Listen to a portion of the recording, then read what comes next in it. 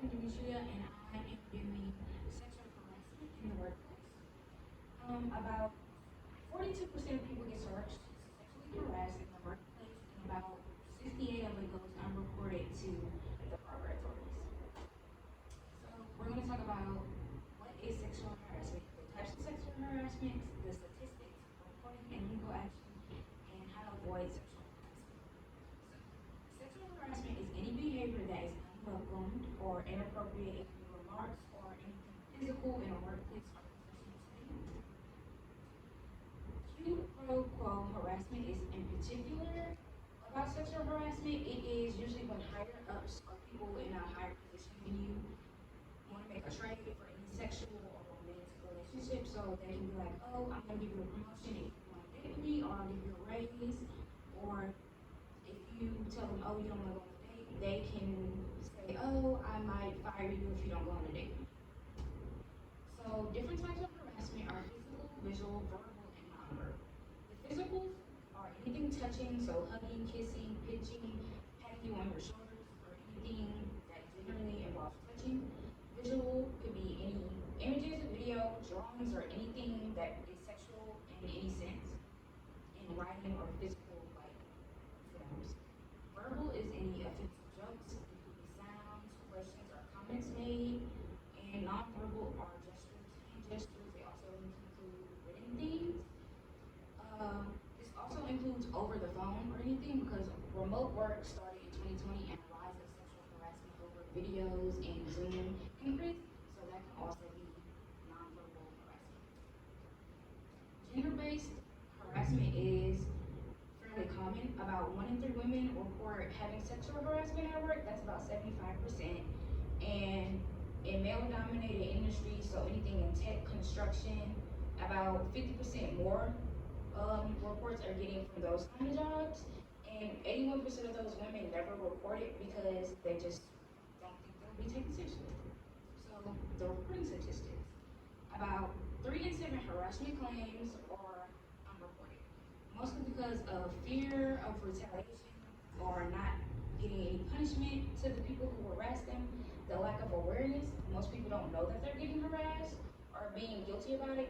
Most people have been harassed for like a week or so they feel guilty about reporting it because they feel like it's gone on for too long. So about 95% of men go unpunished for the reports.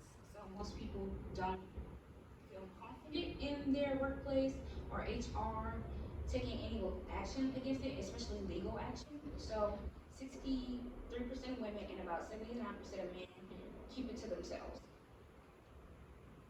The Me Too movement is a movement that started when people were getting harassed, not just sexually, just harassed in general in their workplace and in the world. So when people would post about it online, they would get people in the comments saying hashtag Me Too relating to them. So this movement has started an organization of putting more legal action onto sexual harassment, putting funding into the laws about them, and bringing more awareness to it. These charts show that women have a more imbalanced thing with their sexual harassment, and usually they are the ones who don't get enough recognition or any legal action towards the men when it comes to it. So the steps within sexual harassment are they start slowly because most of it isn't sexual harassment to start with. Like they might actually want to date, you just decline it, and if they take that as a oh they'll back off, then it's not sexual harassment. However, if they keep going, is where the sexual harassment comes into play.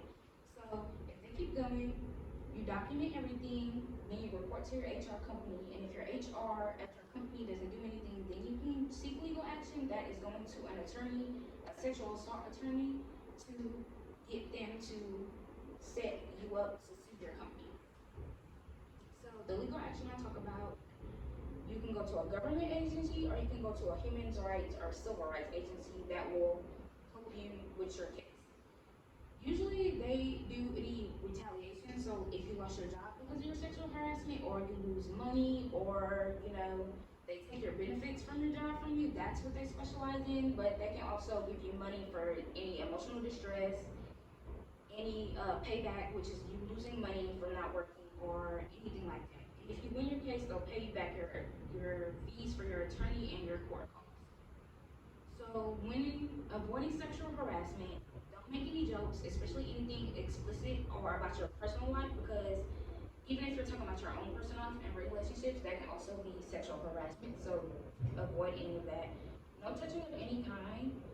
Handshakes are usually, something that is done a lot, but if some people take it too far, don't brush up the elbow, don't pat the shoulder, just shake the hand. And going over your company's sexual harassment policy is a big thing because most people, after they get harassed, find out the company doesn't have a policy, so now they're out of the job or they can't do anything and are stuck at a job where they're being harassed. These are my resources.